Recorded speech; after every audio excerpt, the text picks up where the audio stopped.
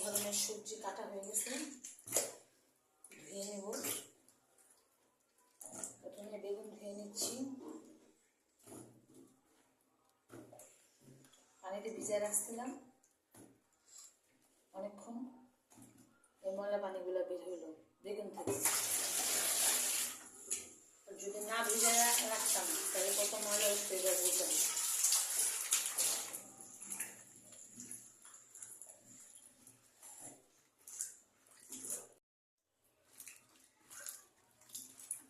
পানিতে ভিজিয়ে রাখছিলাম, পানিতে যদি ভিজিয়ে না রাখতাম তাহলে কত ময়লা উঠতো।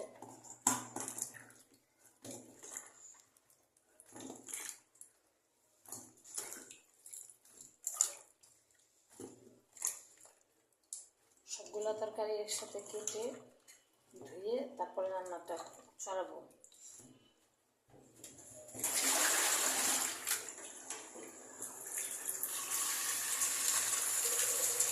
বেগুনটা আবার একটু পানিতে ভিজিয়ে রাখবো।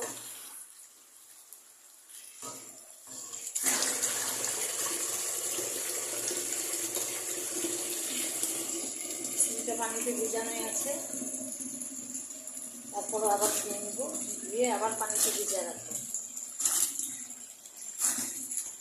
এতে কী হবে, সবজির ভিতরে হালকা ফরমালিন তো আছে, থাকলেও সেটা চলে যাবে।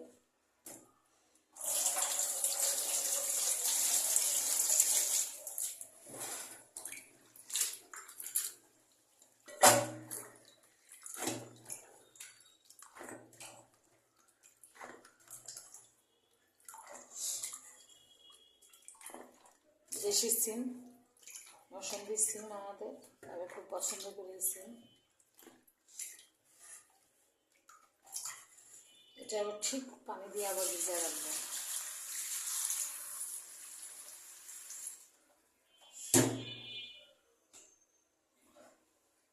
এখানে কচু আছে, কচু পানি দিয়ে ভিজানো আছে, আবারও কিছুটা আমি পানি দিয়ে ভিজিয়ে নিয়ে আমি পানিতে রাখবো।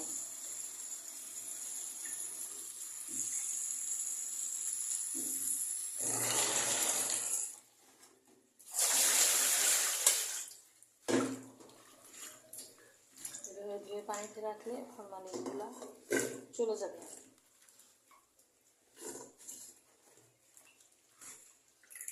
আজকে অনেক তরকারি কাটা হয়ে গেছে, আর আমরা অনেক বেশি সবজি খাই। আসলে সবজি খাওয়ার উপকারিতা আজকে পাচ্ছি। শীতের মতো এত সবজি কোনো শীতে আমরা খাইনি, এই শীতের মতো সবজি দিচ্ছি।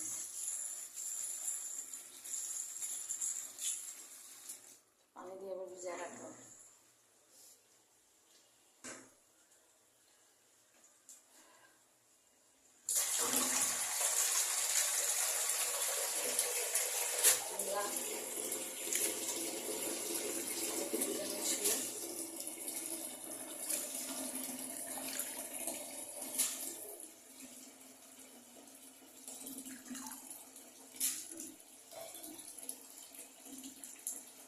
আসলে সবজি কেটে পানিতে ভিজিয়ে রাখি সবসময়,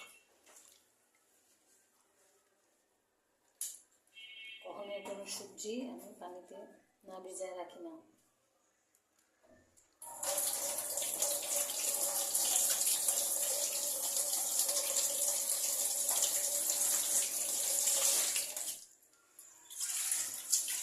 পরিষ্কার পরিচ্ছন্নতার একটা ব্যাপার আছে। মূলাটা আমি পানিতে এইভাবে ভিজিয়ে রাখবো। এখন আমি কেটে নিয়ে নেবো ফুলকপি।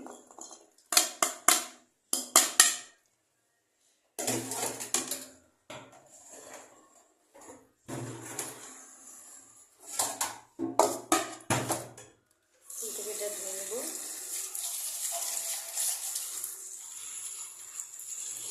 এই যে ফুলকপিটা ধুয়ে পানিতে ভিজিয়ে রাখবো। এটার অনেক উপকারিতা, আর কিছুদিন পরে হয়তো ফুলকপি পাওয়াই যাবে না। এবছর আমি অনেক ফুলকপি খাওয়া হয়েছে, আমার প্রচুর ফুলকপি খাইছি।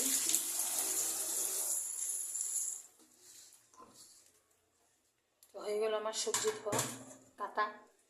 এখন আমি রান্না চড়াবো। সবাইকে অসংখ্য ধন্যবাদ। হ্যাপি নিউ ইয়ার 2026 সাল। সবাইকে মোবারক। শুক্রিয়া। আসসালামু আলাইকুম রহমতুল্লাহ। আসসালামু আলাইকুম। আবার আরেকটা রেসিপি নিয়ে চলে আসলাম আপনাদের মাঝে। একদিন ভিডিও করে দেখাবো কিভাবে রান্নাটা করি, মানে কীভাবে দাঁড়ায় রাখি আর কতটুকু স্পিডে রান্না করি।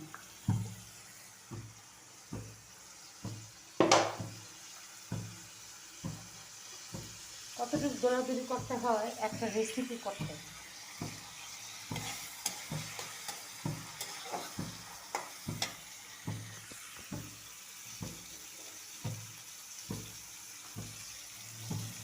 দিয়ে দিলাম এলাচ, দারচিনি,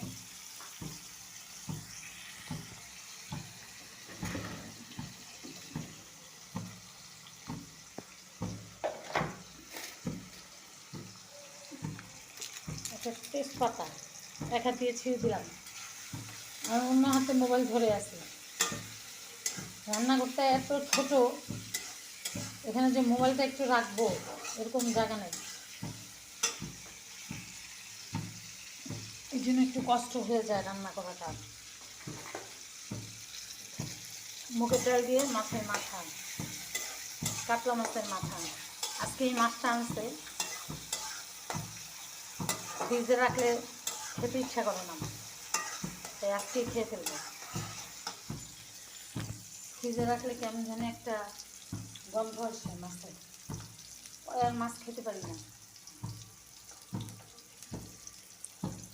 এখানে পেঁয়াজ, রসুন, কাঁচামরিচ দেওয়া আছে। এখানে আবার রসুন এবং আদা দিয়ে দিলাম।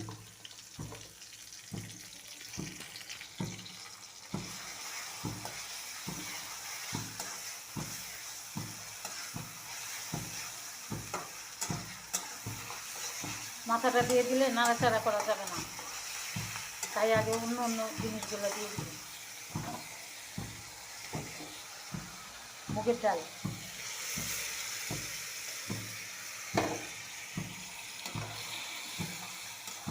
দিয়ে দিলাম। লাস্টে মাথাটা দিব, মাথার লেজ।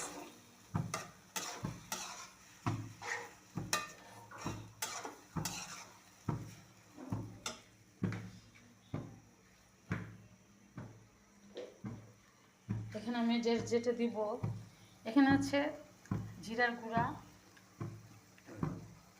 ধনিয়ার গুঁড়া, লবণ, হলুদ, মরিচ একসাথে করে রাখছি,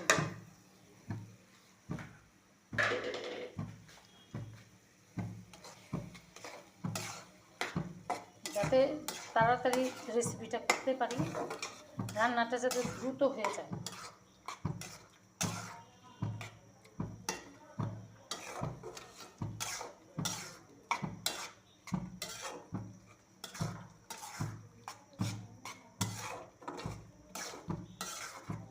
এখানে আমি কিছু সবজি অ্যাড করব। বাবু তুই কি করিস?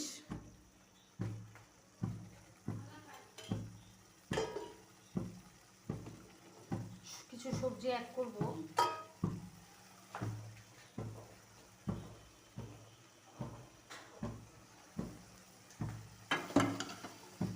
নাহলে এই রান্নাটা কেউ খায় না। আমার খুবই পছন্দের একটা খাবার এটা,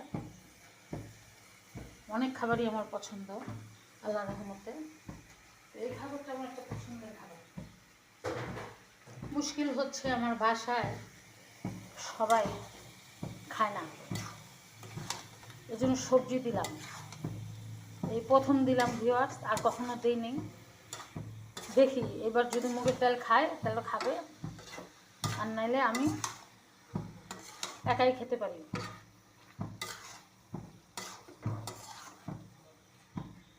সব দেওয়া আমার হয়ে গেল। এখন এতটা বড় মাথাটা দিতে হবে। এই দেখেন কত বড় মাছের মাথা। কাতলা মাছের মাথা বড় হয় সবাই জানেন। এই যে লেজটা, এই যে দেওয়ার পরে আমরা নাড়তে পারতেছি না, কি করব, নাড়তেও তো হবে।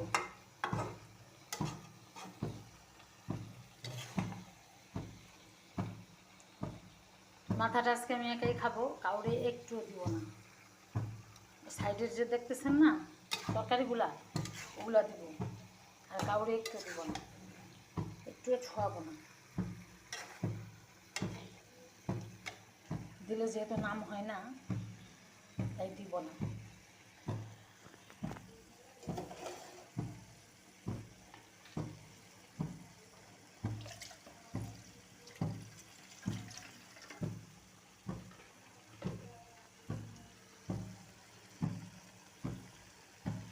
এই মুহূর্তে আমি একটু পানি দিয়ে দিলাম, কিছু মুগের ডাল লেগেছিল, পানি দিয়ে দিলাম।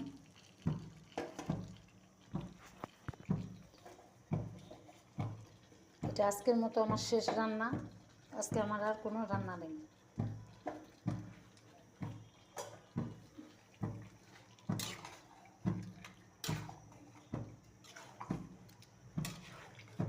এই যে সাইডে সাইডে একটু নাড়তে পারতেছি, মূল মাঝখানে তো নাড়াই যাচ্ছে না।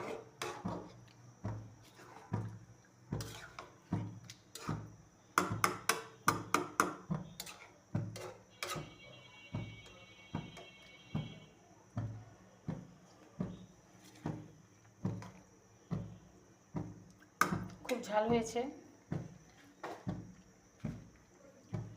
তো সবাই খুব ভালো থাকবেন, খুব সুস্থ থাকবেন, সুন্দর থাকবেন।